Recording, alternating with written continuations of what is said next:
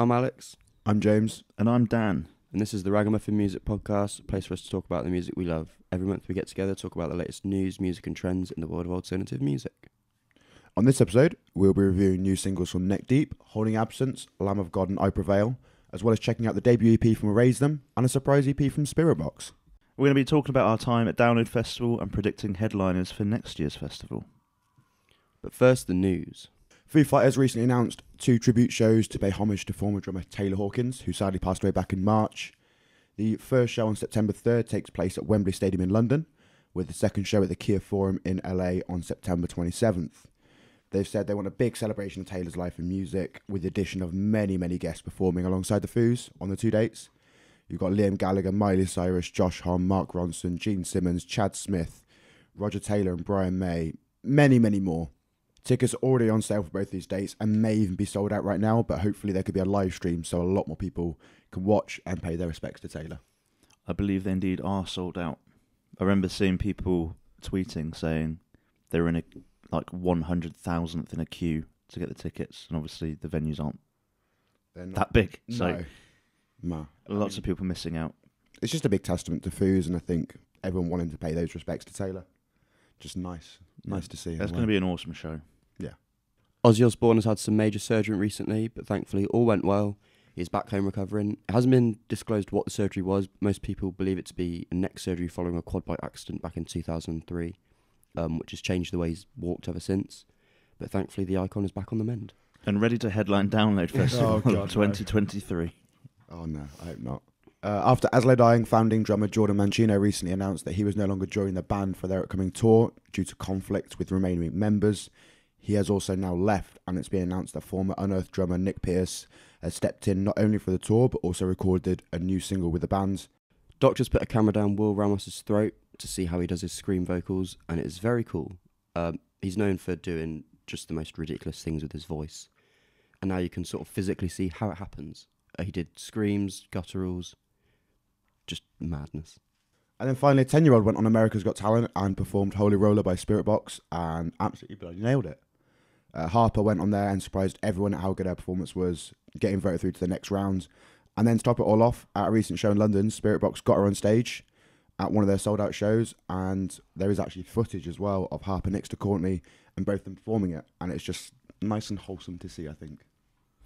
I think she's now announced she's releasing a debut single as well. She is, yeah. It's and fantasy. For it to be a girl as well. Yeah. Like, it's not really a topic we have a right to discuss, but to see That representation. more inspiring women in the form of Courtney LaPlante, inspiring young girls to take up alternative music as a hobby, potentially a future career. It's awesome. That's what we need more of, really. Yeah, absolutely. To make the scene a bit more diverse. Well, that's the news. Should we do some reviews? Accidental rhyme.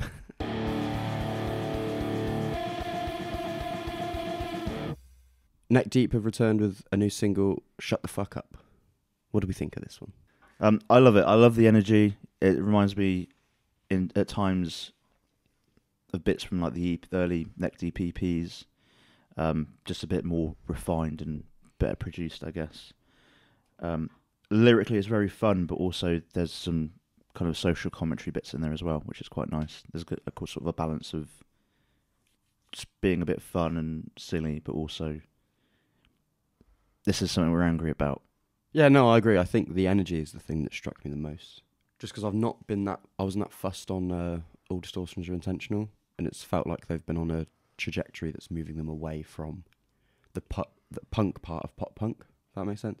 Yeah. Whereas this felt like, actually, you know what, we can still do it as good as we always have been able to. So I really liked it. Yeah, I agree with you on that. It's kind of brought me back to Neck Deep a bit, because after hearing the previous album, I was a bit, maybe they're losing me a bit. But this has grabbed me straight back. Last album really didn't resonate with me, and I was just kind of starting to fall off it a little bit. And then this song comes out, and like you say, Dan, it's like a throwback to some of that older music, and especially seeing it live at Slam Dunk, I think it came across as a really, really good set opener. And then with them bringing back older hits like Over and Over and What Did You Expect, I think, in that set list, it did feel like kind of those old Neck Deep vibes were coming back, and with them kind of teasing having like a tour to kind of commemorate all of that older music as well. It just felt like the right time for this to come out. It's just a great song. It's catchy. It's got a head-bobbing chorus as well that you're going to want to sing along to. I think the instrumentals flow well. And yeah, based on this and seeing it at Slam Dunk again, I'm kind of my appreciation and enjoyment of Neck Deep has kind of come full circle, and now I'm looking forward to seeing what else comes out. It felt as well like there was a time where a lot of those pop punk bands that had moved away from the genre were almost like not embarrassed but just avoiding that era of their band, like Boston Manor, like saying they'll never play Peach State live again, which I understand why, but it was just a bit, as a fan, to see like all those bands sort of move away from the genre and think, well, that's sort of it I now. think when you're a fan and you like love that era so much, then to see the band be embarrassed about it, it makes you feel like you should be embarrassed about it as well. Which with that, and that's with them like returning to this sort of style and playing older songs in their Slam Dunk set. It was like, oh, it's still cool to be a pop punk fan, actually. Yeah. Counterparts released "Unwavering Vow," the first single from their upcoming album, a eulogy for those still here. Bloody loved it. Like, this has come out at a perfect time for me because to break the fourth wall, we're at Outbreak Fest, and we've, at time of recording, just saw them last night, and then saw them a couple of weeks ago at Slam Dunk. And as me, like, trying to get into them, like I said, it's come out at a great time, and it's just fun, frantic riffs, heavy-hitting drum parts with some just really lovely, nice fills, some nice little blast beat mini sections in there that just kind of, like, grab me in from a drum perspective. The lead guitar work underneath the chorus, I think, just adds another great layer, and it's just a solid song. And it's seeing them live, and then hearing this, it's now really just kind of getting me to a point of, okay, I really need to start getting into Counterparts more and kind of really enjoying their music now, which is a good place to be, I guess. it's such an angry song as well. Like, there's a lyric I've picked out: "In dreams I watched you die, now I can't wait to close my eyes." It's brutal. He's a master at writing those heavy hooks of just like an unbelievable one-liner or two-liner that's just like... It'll either be something really angry or really self-deprecating that just... Yeah, it's just perfect. Yeah. Another thing I like that they do better, I think, than any other band is they can go from like something stupidly heavy into like something really melodic, and it never feels jarring to me. It's always the transitions to get from one to the other always feels like it works. See, in this song, it feels like they've gone from something that's extremely heavy to something even heavier. Like, throughout the song, it just seems to just keep going. You think it can't get any heavier, and it just does. They've got an unreleased song they've been playing live as well, which also bangs. Yeah, I believe it's called "Bound to the Burn," and very excited to hear definitely test a studio version of it soon. Because from hearing both live, I think that song's even better than this one.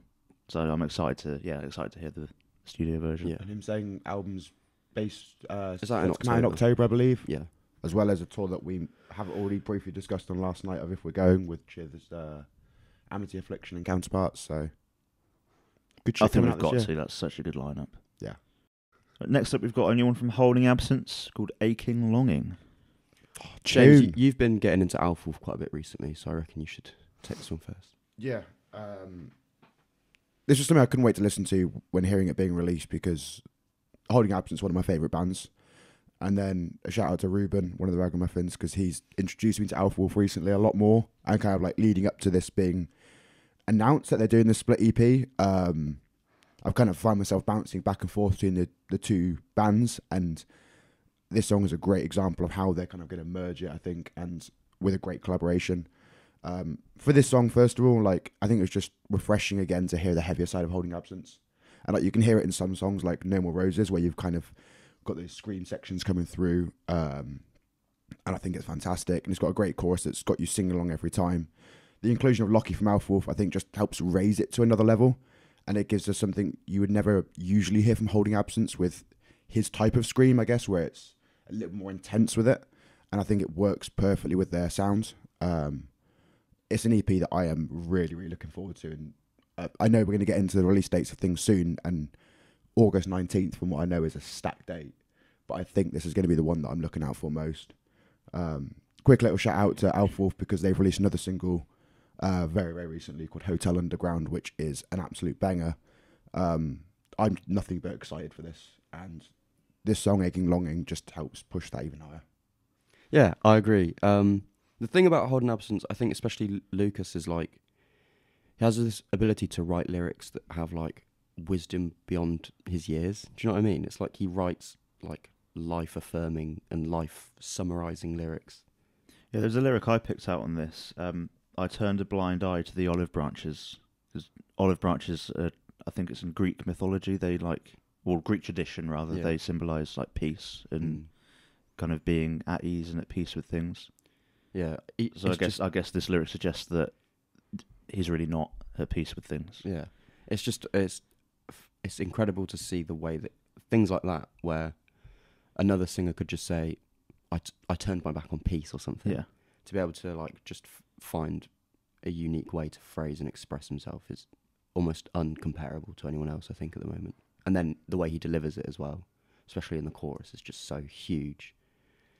He's one of the best vocalists.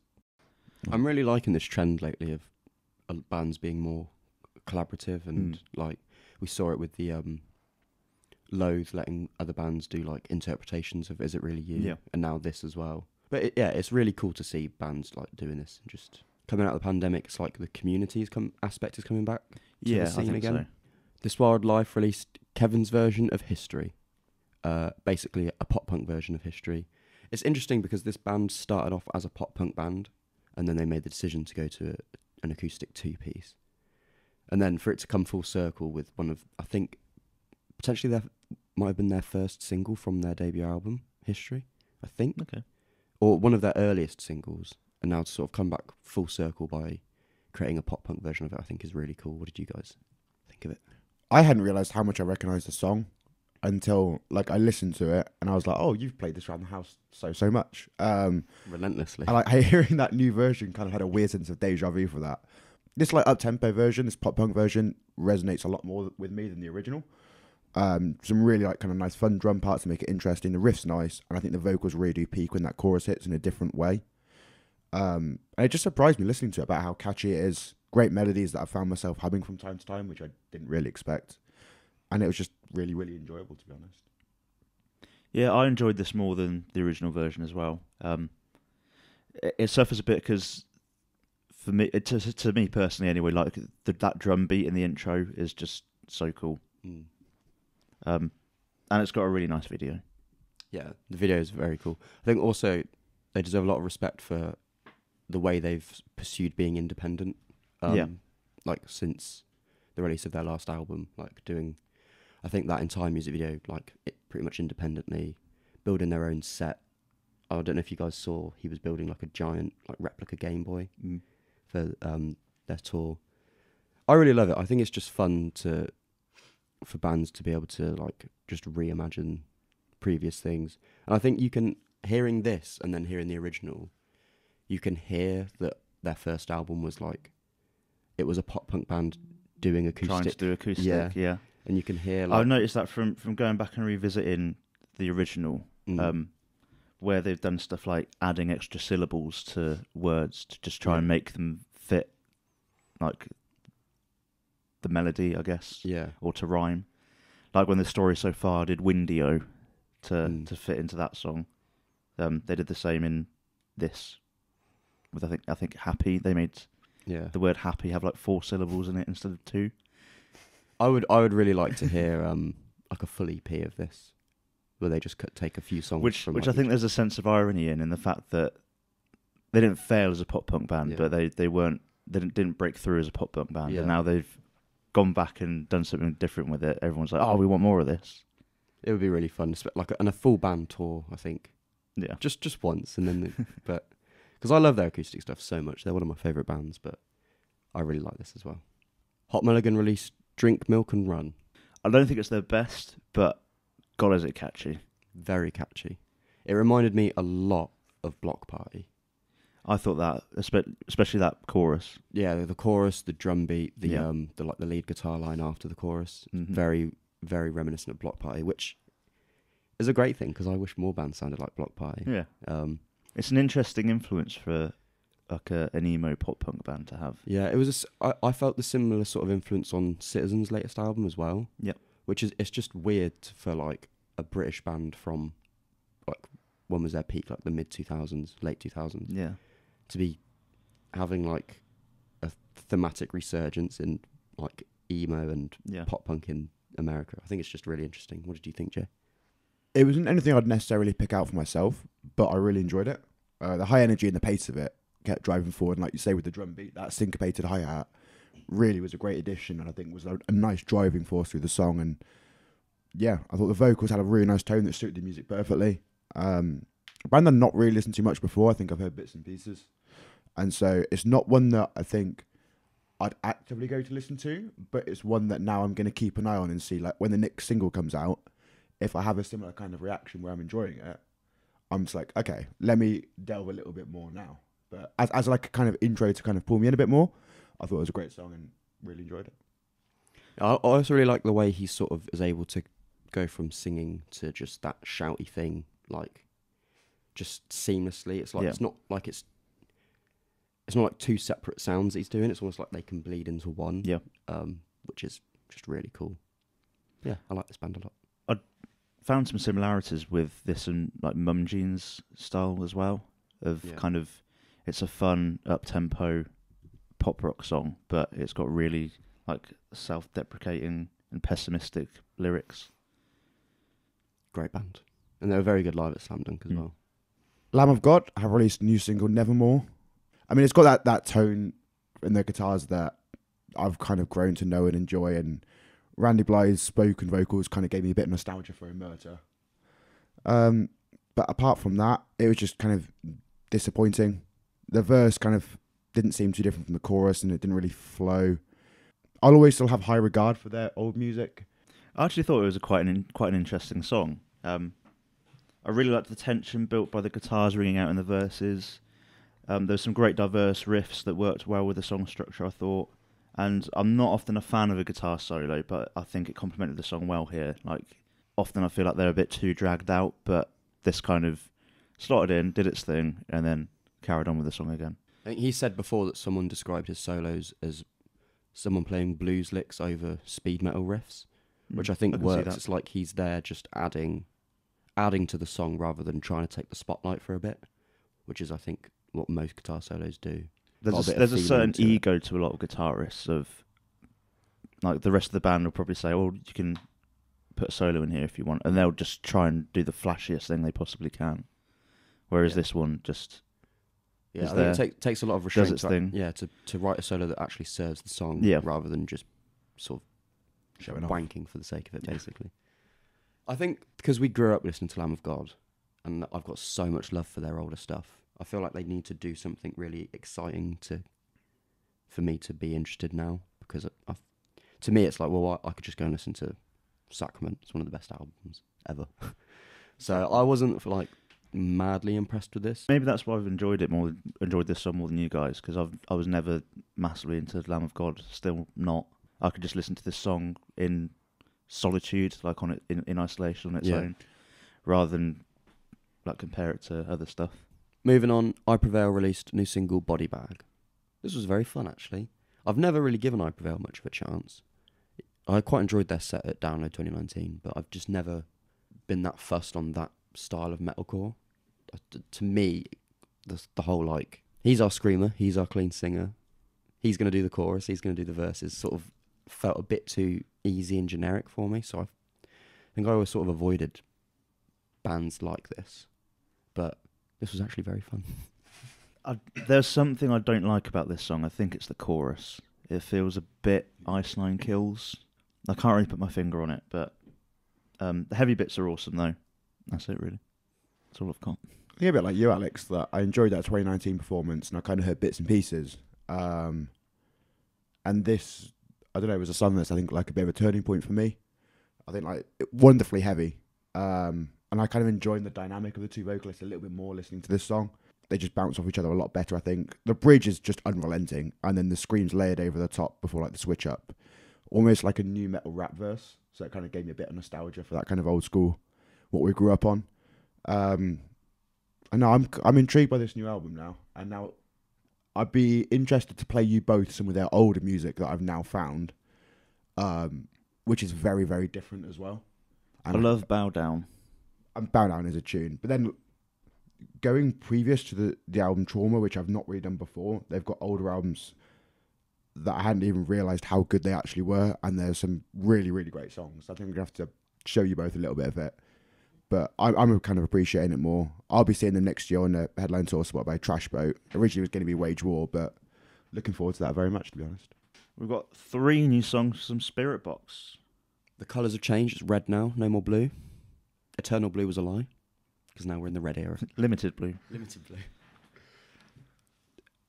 They've changed the colour and they've switched up the sound a little bit for the title track rotoscope. More like the electronic elements turned way up. I mean, there was present on Eternal Blue here and there, but it felt like it was blended in, whereas now it's a bit more to the forefront. And I don't mind it. It's a nice good. change. I wouldn't, if I was really selfish, I wouldn't want them to do this kind of sound permanently. But I think it's good for bands every once in a while to do something like this, something a little different that stands out, I guess. I think, because we'll talk about the other songs, but it's sort of the theme across the whole EP is that the electronic, and I guess in a way the sort of a calmer side of them is a bit more to the forefront. Yeah. Which is, I don't think I would want any more than these 3 songs of it.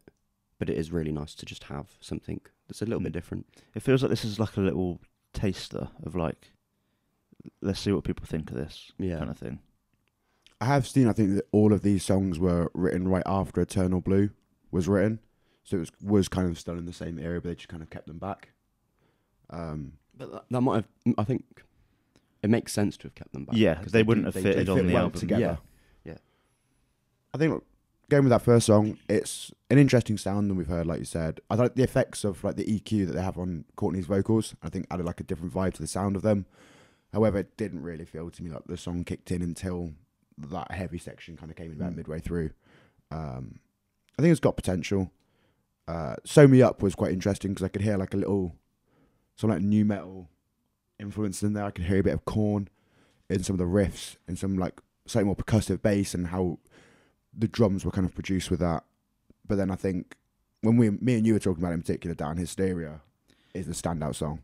Yeah, I mean, the first 2 are kind of a bit newer, something a bit more different, a bit more of this electronic sound like we mentioned. But then Hysteria kind of mixes the sound from this EP and from the album, and like blends them together perfectly, I think. It's kind of very floaty and relaxed in the first half, which is obviously in complete contrast to what's to come towards the end. I love there's a little bit, like a little tease of chuggy, heavy guitar just before it kind of really kicks in, which is like a little tease of something's coming. There's something in the water. I think that's a really interesting way to put it, because one thing I think they do really well, and I think it matches Courtney's clean vocal style, is that feeling of floating, like at times. And it's like, everything's fine, everything's calm. Oh no, you've been dragged under now. Yeah. And now you're going to die. Yeah. Which is like, exactly what I feel like they're setting up with that last song. I really liked the kind of muted parts in the breakdown as well, where it's just, for a couple of seconds, it's just Courtney's vocals on their own. And it sounds great. I really hope they come back to the UK soon, because their download set was really good. And lastly, we got Calling from the Negative by Erase Them. This was released back in April, but I think we were just busy boys. But now we had a bit more time. But this is Travis, the former vocalist of Varials, his new band. And I think if you're out there wondering, what would Varials sound like if Travis was still in the band? Probably like this. Yeah, probably something like this. I think it was really great. Just fun, sort of perfectly between metalcore and hardcore at times. It has like just disgusting, filthy beatdown moments. And Travis sounds very, very angry, which is what I like. I especially enjoyed Appropriated, because it's basically just a breakdown build for the whole 2 and a bit minutes. Yeah. That's another thing as well, is like the runtime's so short, it's so easy to just loop this. Yeah. Like, I've got a feeling it's maybe 9 minutes across 4 songs. Yeah, I think you're right. So yeah, it's the repeatability of it's going to be is so easy, I think, if you like this sort of music. It's wonderfully heavy. Straight off the bat with Walk of the Willing, I can't help but make the dirtiest metal grin in his face when the instrumentals slow down early in the song. It's like It feels illegal how It early does. it starts to slow it's down. fine. I think of something It's like like 40 seconds in, something like that. a picture like LED by Tala, where you've kind of got that end section where it just gets slower and it's like heavier. But doing this like in the first third of a song, even it's just like, yeah, against the law, but incredible. Drum work and appropriated was fun. Some really good tom sections, and like you say, they're having just like this 4-track that is so short, just makes it so digestible.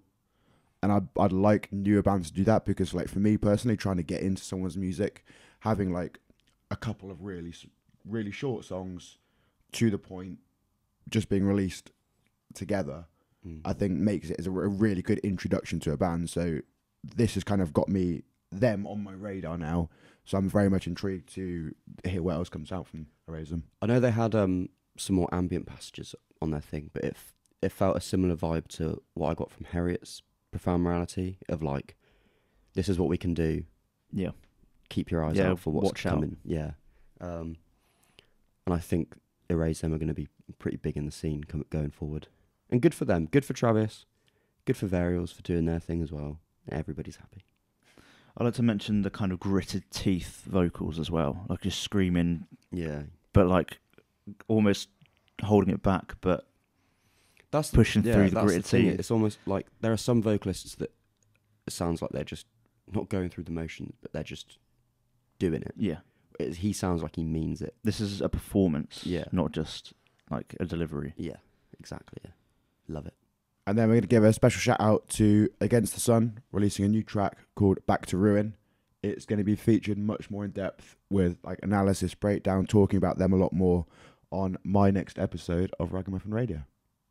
Shout out to the boys. We love you, Against the Sun.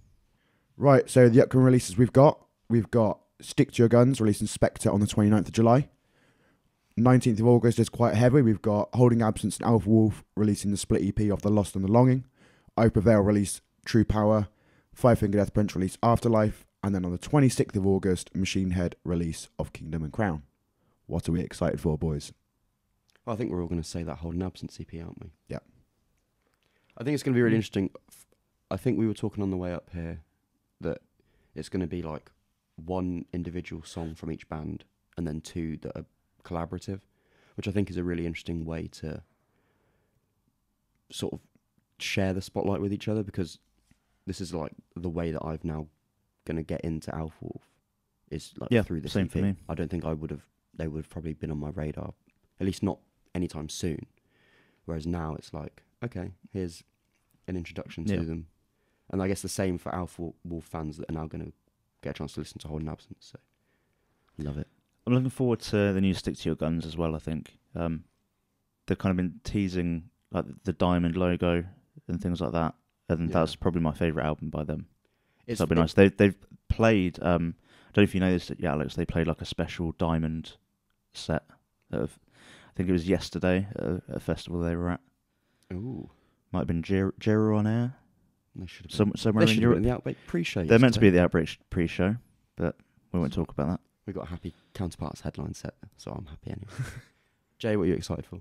I think, that split EP, me being the one that's probably most getting into Alpha Wolf at the moment, I'm really intrigued to hear how then, compared to Aching Longing, how Holding Absence or like Lucas in particular gets pulled into the Alpha Wolf sound.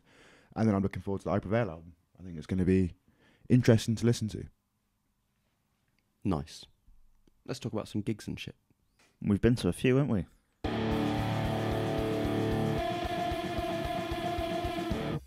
So we're going to be doing full breakdowns of Slam Dunk and Download Festival, sort of our experiences, our reactions.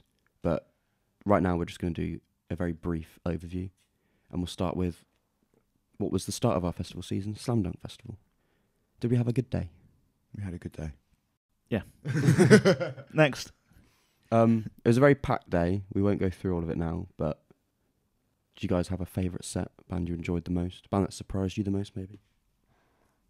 I think my favourite set was Neck Deep. I think the amount of, like, you could see Ben talking about how, like, 9 years before they were voted on, and here they are headlining on one of the stages at least, but they were top bill, they were headlining there, one of the main draws, and they pulled in such a crowd. The set was fantastic. It pulled me right back in as a listener again.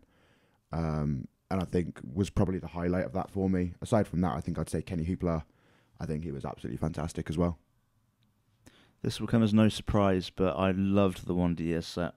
I was in two minds as to whether to stay for the whole thing or whether to go and see a bit of Mum Jeans and Hot Mulligan as well. But the fanboy in me took over, and I'd stayed there for the full 2 hours. So in both albums played in full, songs that I've never heard live before, songs that I'll probably never hear live again.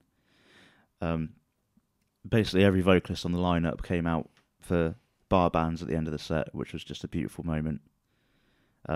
Despite a couple of hiccups during the set, they smashed it. Loved it.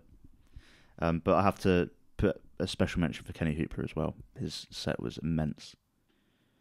Yeah, I think Kenny Hoopla was amazing. I knew that it was going to be good. I didn't expect it to be that good. And I think also it's a testament to how excited other bands must be, because there were a lot of people side stage watching him. Yeah, which is definitely a good omen for what people in the industry think of him. I spotted Ben Barlow doing a bit of like a not bad kind of face. And we'll get the chance to see him again at Trees. Yes.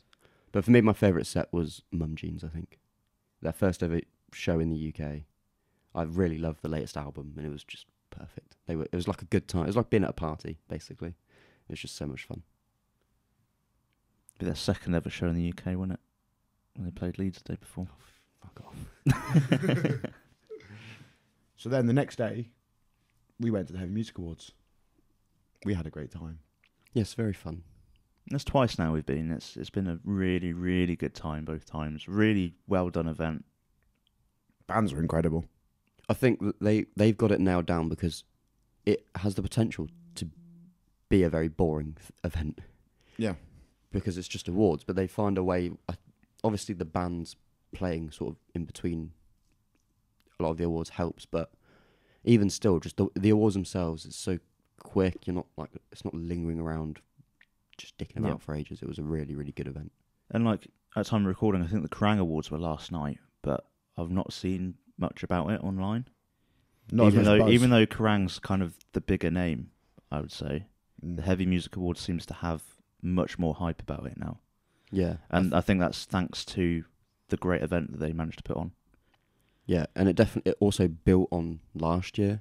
I mean, last year was amazing. Trash Boat, Sleep Token. I forget who the bands on before were. Hot Milk, As Everything Unfolds. Whereas this year, having Beartooth play it. Yeah, Beartooth is huge. Headlining. Like that was an intimate show for them. Yeah. Incredible. It was incredible. Whereas Sleep Token, probably around that size for that venue. Yeah.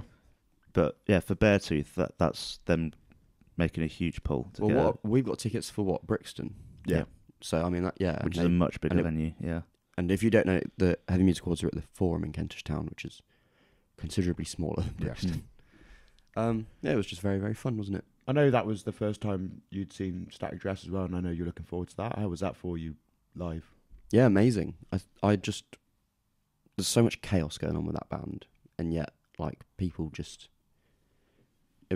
the energy was just unmatched. I think it helps when you've got such a charismatic frontman, because Ollie's brilliant. able to command the room. It's in such a good way, because that, I mean, I don't mean this in a harsh way, but it was a room too big for them. Yeah, and he was still able to sort of. They didn't feel too out of their depth. Yeah, Hold and Absence. We don't need to talk anymore about Hold and Absence, because we know that they were amazing. And Beartooth, great, phenomenal. And we've got a little vlog of our day at the Heavy Music Awards, which you can see on our channel. Yes, the link will be in the corner of the screen. And we met while she sleeps as well, didn't we? That was nice. Yeah, and they were just stood outside in the rain, just taking pictures of people. Very nice, very wholesome. And then we had 2 days break, and then we're off to Download Festival.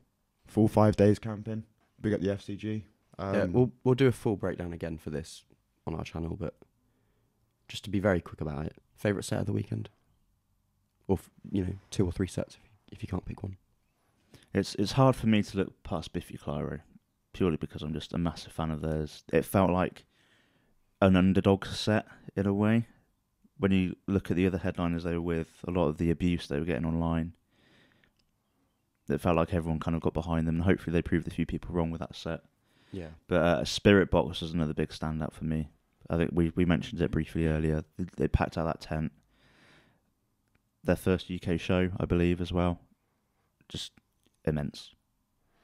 I think if I go day by day with one band, I'd say Friday, Ghost Inside. Their first show in the UK in 8 years, and that was absolutely phenomenal. Stage presence, the whole show, everything was incredible. Saturday, The Holding Absence for me. The tent was packed out, and the set was phenomenal. And then Sunday, seeing Korn again, and seeing such a big crowd, and just reminded of how fun they are live as well. And then I guess as an honourable mention, just the Doghouse tent for the nights out. Like, just great memories that you The can true see. headliner. The true headliner, the Doghouse tent. We've got 4 great episodes of vlog out there to watch. Just incredible viewing, incredible fun. I think as far as like intimate, energetic sets go, Loathe for me was untouchable. It was probably the most fun I had being in a pit all weekend. They were amazing. Thank you to James for putting me on your shoulders for Is It Really You? You're welcome. That may be happening this weekend. Going to be doing it again on Sunday, yeah. I really love Loathe, and I think it was great to see them have that sort of reaction from a big crowd. But for me, the standout was Kiss on the Friday night. I've been a Kiss fan since I was like 7 or 8, so... Did it live up to the hype that you'd had like build up in your head? More than lived up to it, yeah. I felt giddy, like when they first started and they did like the big introduction. It was like, all right, Download, you wanted the best, you got the best. I was like, yeah. And I was at the back like, God, it's cold. I had so much fun. I think the thing that I loved the most about their set was that it was easy to, like the 2 hours like flew by for me. Like even the songs that I didn't know that well, you can learn the chorus after the first listen, and it was just like a great big party. And then I imagine just visually as well. There's all kinds of shit going on. It was.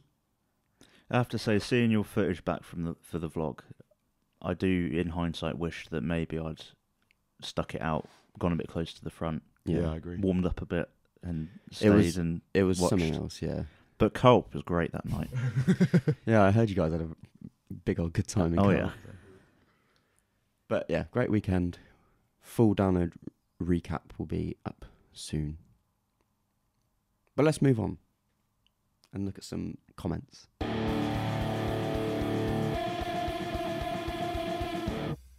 So we made our first ever festival shopping vlog. Haley commented on it saying, "Get me a camping chair, please. Thanks." Did we forget? I think we did. I think we forgot, but she never came to claim it anyway, unfortunately. So We'll get away with that one then. yeah. Your loss, Haley. Stefan commented on our Slam Dunk vlog. He said, "This is quality stuff. I was at the festival and saw a lot of the same bands that you did. I can actually see myself in the crowd during Counterparts. Great to relive the day through your channel. Keep up the good work." Oh, it's very nice. Thank you. That's wholesome. nice, isn't it? That's sort of why we do the vlogs, mostly for ourselves, just to be able to relive it. Yeah. watched- I'm really excited for in like 5 years' time to watch some of these vlogs back and just either piss myself laughing or cry with embarrassment. Yeah, it's nice for other people to be able to have that, like have their own experience and then share our experience as well. I think it's pretty cool. So thank you. Ross commented on the first download vlog where we were in the doghouse. He said, "The look on Alex's face when Venga Boys comes on is priceless." Look, I wasn't expecting it at Download Festival. It looks like it took a moment for you to clock what the song was. Yeah, and then I was just mad at the situation. It was like you melted. Yeah. I loved it. Well, everyone else seemed to have a good time, so. And then Steph25 said on another of our download vlogs that her favourite band of the Friday was Frank Carter and the Rattlesnakes. They were amazing. Yeah, I didn't get a chance to see them. No. Good set. Yeah, they were really good. They'd kind of lost me a bit with their recent album, but seeing them live again, Just pulled you right back brilliant. Yeah, I'm right back in there again. Thanks everyone for your comments. If you leave comments on our videos, you may end up being talked about in the podcast.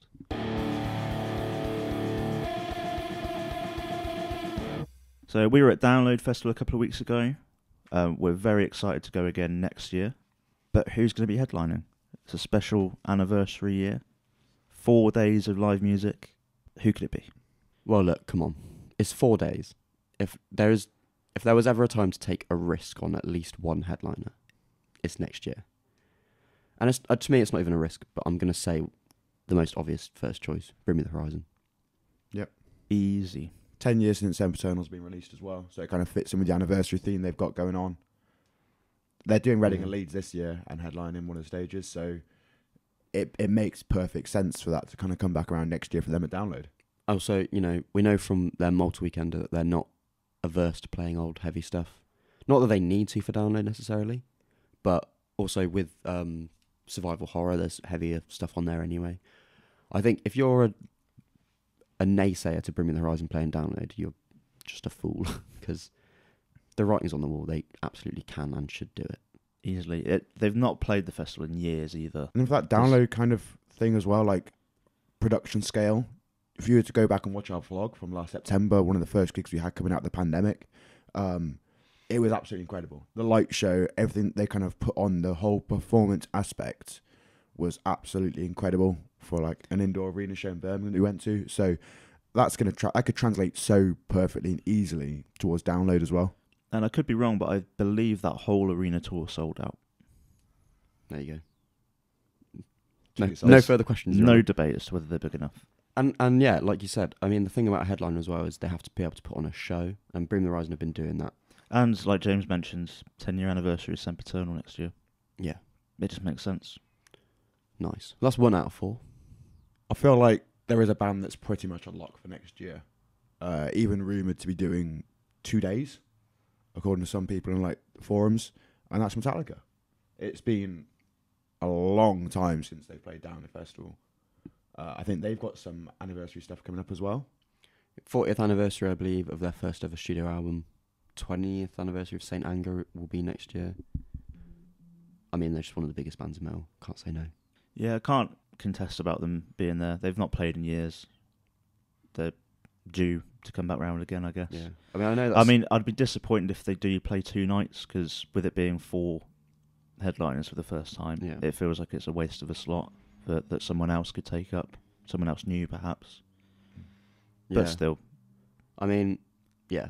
Because I know that's a point that was raised.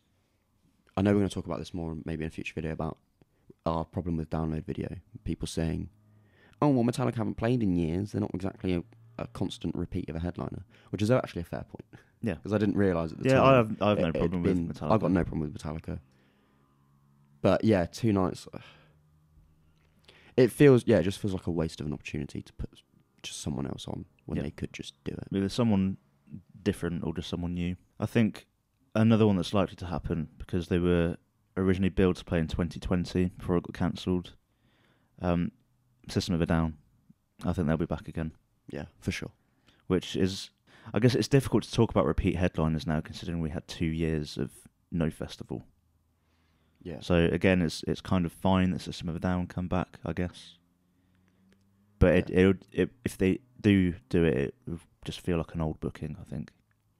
Yeah, I don't think anyone would complain, to be honest. No. If anything, there will be a section of the audience that would not. I can't think of the words. Not feels like they're owed it, but would just sort of accept. Well, that's what we were going to have anyway. So yeah, that's what I mean. That's why I think it's inevitable to kind of happen, because they were booked originally and then couldn't make the reschedule. I think it's just bound to happen. We've got 1 slot left to predict. Should we do a safe option and then a risky option? Because I got an idea for a safe one, and that's AC/DC. Yeah. There's been a lot of talk on the old internet about AC/DC coming back again. There were some problems last time they played, or at least some controversy last time they played, because they insisted on having their own stage. No one else was allowed to play on it. And yeah, a lot of people didn't like that. But who knows? Maybe they'll come back and just play the main stage. It just sat there all weekend, unused, except for their set. Dickheads. I believe so anyway. I wasn't there myself, but that's what I heard. Again, it's not one that I would complain about. I actually really like AC/DC. Not so much nowadays, but when I was kind of first getting into rock and metal, they were one of the bands I was listening to a lot. It's like a staple of the old school, aren't they? Yeah. I feel like it's going to be a similar sort of thing where we all tried to watch a bit of Kiss, bit of Maiden, to see if we were going to actually be into it or not. We ended up leaving Maiden after about, I don't think you were even there, I did you? didn't even stay. We left after maybe about 10 minutes. But AC/DC, I think it'll be a similar, for me at least, it'll be like, well, let's watch them from the hill and see if what they put on, what sort of show they put on. I feel like, at least for us, AC/DC have the better catalogue though compared to Maiden. Yeah, I agree. I think I know a lot more AC/DC songs than I do Maiden. Definitely. Mm. And again, So even that if you might don't, if they play that might be more likely to hook us in and convince us to stay a bit longer. Yeah. I feel like it's difficult for us to talk about Download headliners because we're mostly there for the undercard. Have you boys got any other suggestions for the potential fourth pick that might be a bit of a riskier move or a fresh move? I've seen a lot of people suggesting it's not fresh in that regard, but again, big anniversary year. They've done a big big US tour this year. They've got European dates next year, and that's Slipknot. And then bringing Knotfest over.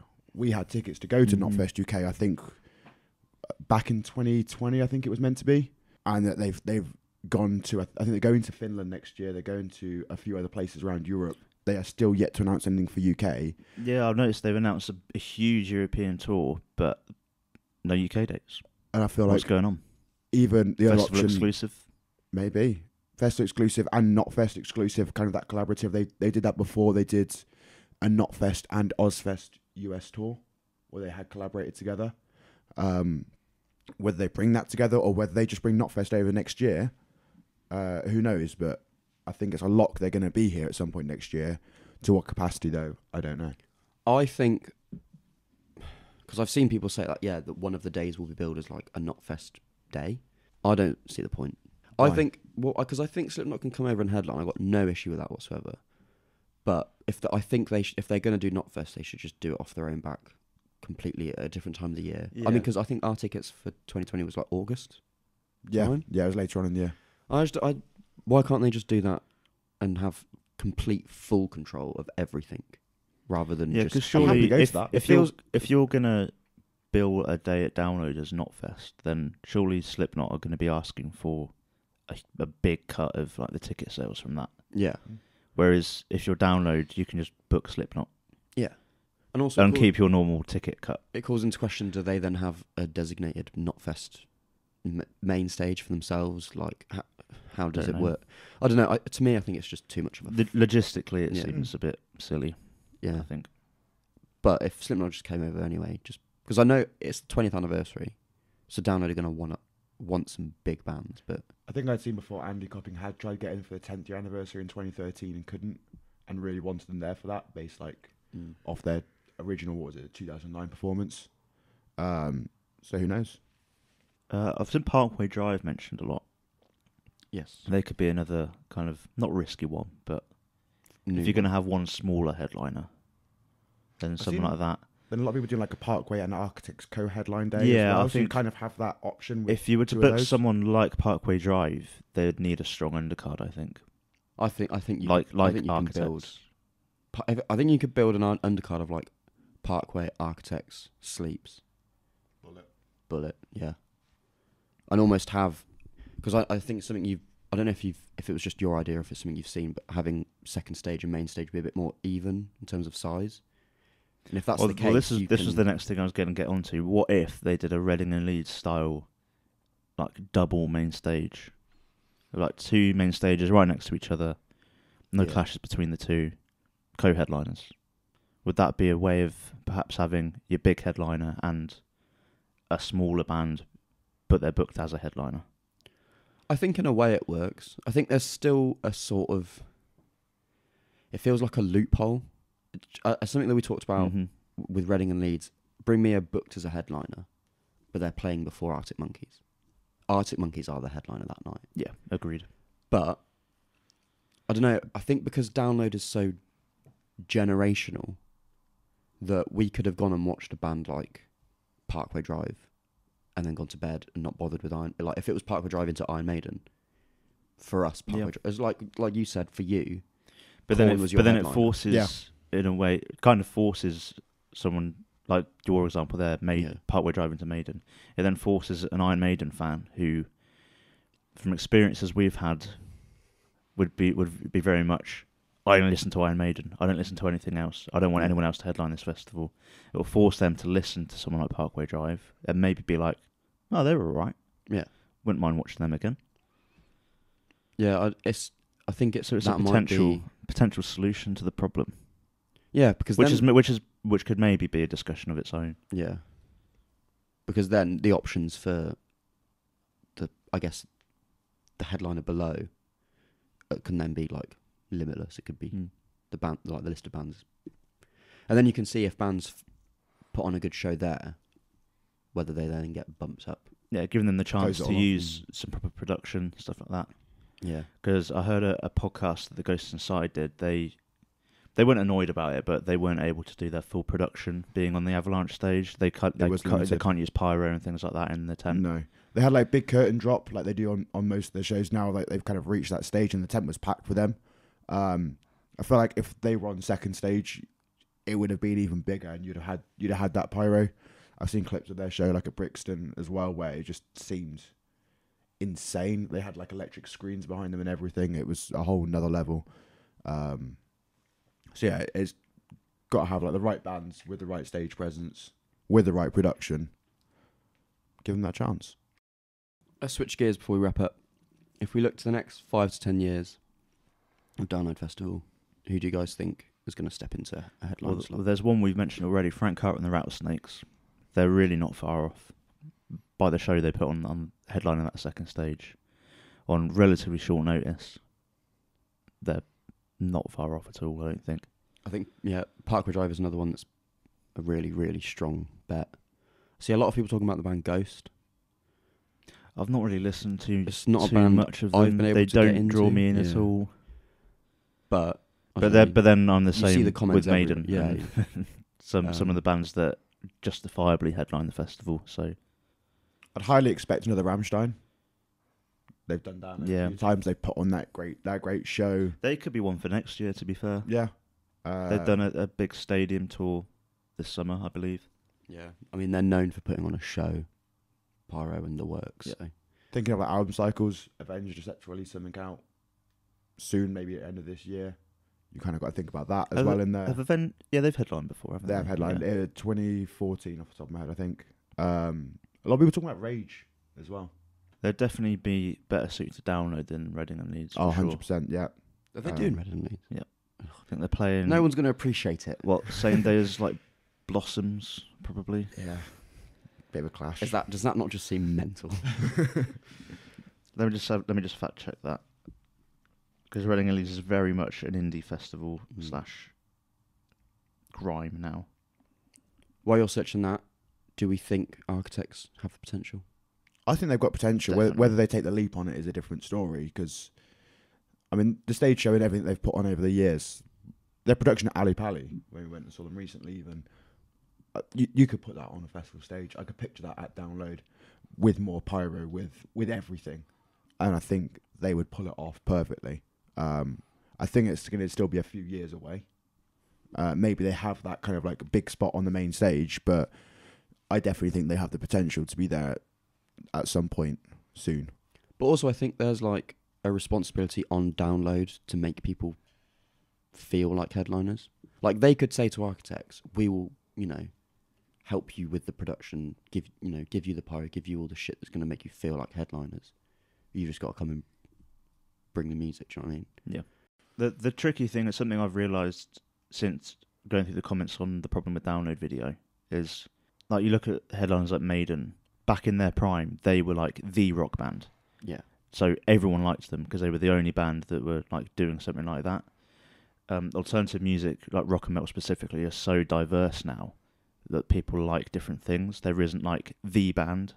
So I do fear that maybe once these big bands are gone and bands like Architects are coming through, which are huge bands in their own right, but they're nowhere near like the popularity of Maiden, for example.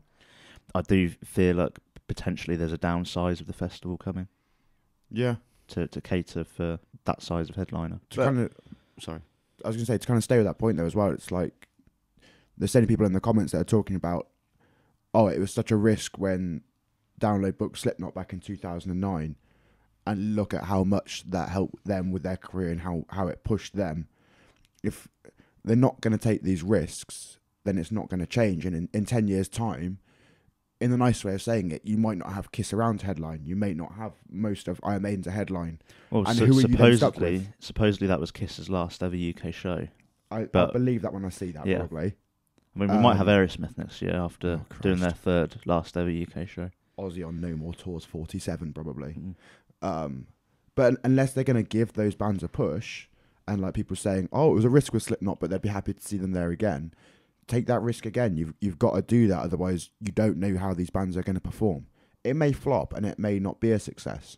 However, I'd say that's unlikely. It's going to draw the right crowds. And if you look at someone in particular, like next year, like Bring Me, that's highly suggested, I think they'll absolutely knock it out of the park. Here's one last question before we wrap up. Do you think that if Bloodstock start to take on these bands like Architects Parkway as headliners, they'll, in years to come, potentially sort of take over the spot that Download's in? Because it feels like if Download don't start to downsize now, they'll face just like a complete death, because the shock to the system will be so big that it will. There's some festivals that seem to be going through identity crises at the moment. Like, everyone looks at Download as it's a metal festival, it's a rock and metal festival, but Bloodstock's much more of a metal festival, I'd say. Yeah. To me, Download is an alternative music festival. Like, a lot of people will see pop punk bands on the Download lineup and be like, they're not heavy. It's like, well, no, Download now is kind of for alternative music, not just metal. Like, you look at Reading and Leeds, and that's turned into a bit of an indie pop / grime and rap festival. There's a couple of rock bands booked on there, but they don't really fit in there anymore. So they've got to go to somewhere like Download to kind of have a home, I guess. Yeah. But back to your original question. I don't see Bloodstock starting to book someone like Architects, because I feel like Architects are a bit more of a mainstreamy metalcore band now, whereas Bloodstock's kind of thing seems to be like metal, maybe a bit more pure niche, metal. Yeah. Bloodstock's looking to be a good alternative now, and one that even like for me, I'm just much more aware of. And we even looked at just day tickets for this year based on a few of the bands. And I feel like it's not far off a lineup potentially where we actually end up going. That's what I was going to say, is like Download next year, with it being the anniversary in 4 days, we're going. There's no question. It's happening. But yeah, we always have a good time, like, regardless as well. Yeah. But it's like in years to come, is lineup wise, is Bloodstock going to start to be more appealing to us? I think there's like a space in the market for something like the Download pilot, where it's slightly smaller bands, slightly smaller festival. Everyone that went to the pilot seemed to say it was like the best Download they've ever been to, which obviously doesn't fully count because it's not a fully fledged Download festival as we know it. But yeah, I think there's a gap in the market for something like that that showcases maybe some more upcoming talent. Do you think maybe a potential solution could be that if Download has like, in 5 or 6 years, has like one last hurrah with all these aging bands, maybe like just a name and a brand like change, a complete rebrand, and then they can shift perhaps it to being the size of the pilot with bands that were at the pilot being, and it's like just a complete reworking of how their model works. Yeah, maybe. I don't know. I think something does need to change, because if Kiss retire, Maiden could turn around after this tour. I feel like they'd maybe need like these bands that I mentioned that don't have a home at Reading and Leeds anymore, that are kind of, but also aren't really accepted at Download because their build is not heavy enough. Yeah. So I think a rebrand could work into just a rock festival rather than a metal festival. God, great discussion, boys. Well done.